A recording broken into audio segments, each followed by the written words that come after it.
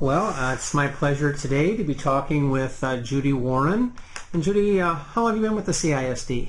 I have worked with the CISD since 2002, so 14 years. 14 years, and what do you do right now? Currently, I am a school social worker.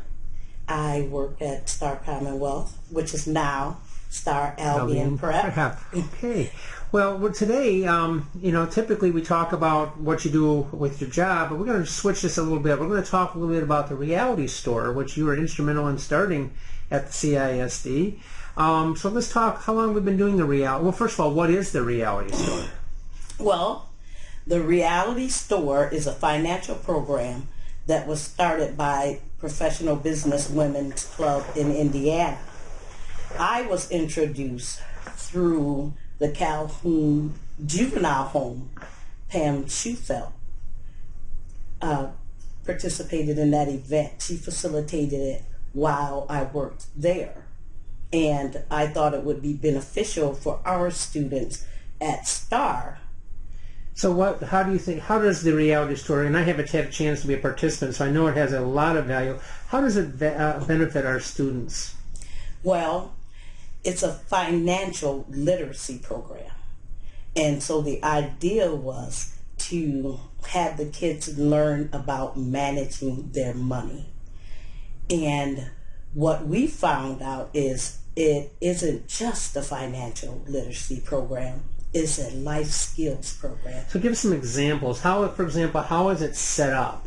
I know the students go to different stations, so let's talk a little bit about what those stations are as they go through the program. Okay. Can I back up a little bit? Oh, absolutely. Okay. First and foremost, our teachers incorporate it into our life skills curriculum during the summer, because students at Star Albion Prep, they attend school all year round. So in the summertime, the teachers prepare our students for the program. The Reality Store event is a culmination of that program. Okay, and it is set up so that once students decide what they would like to do, and all of that is involved in the transition plans that the teacher consultants and the teachers complete with the students. They decide what they'd like to be as an adult. This is the area. I'd like to be an engineer, or I'd like to be an airplane pilot. I'd like to be a doctor. Maybe I'd like to be a teacher or a counselor. Whatever that is that the student would like to do, they then research the starting pay for those occupations. Once that is done, they also talk about life. Would you like to be married? How many children would you think you might have? And what would life look like for you as a 20-something, 30-something year old? Then the event begins. There is a pay stub that for 1 month, they take a 1 month pay stub and they have to go through the booth. We start out at the bank, which is a big surprise for kids, that you actually have someone that takes out taxes.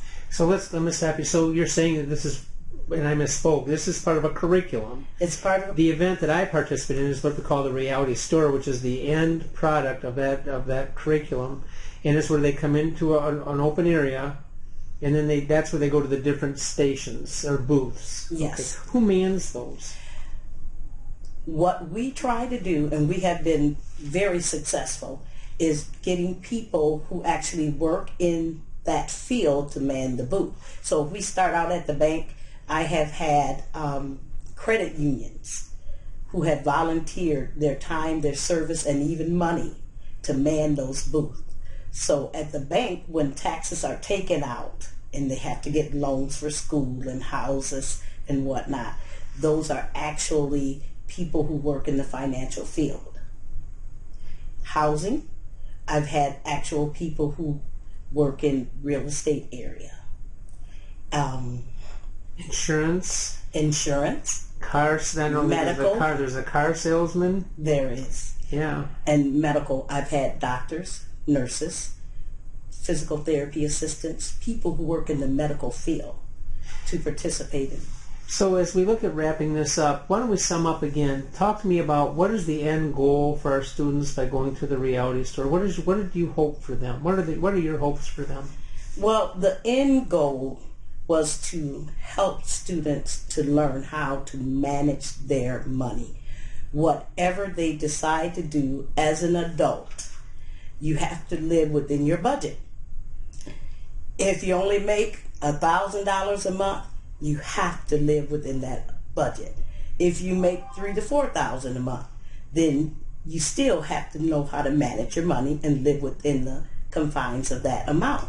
And students actually are surprised when they learn of some of the expenses that goes along with taking care of a household.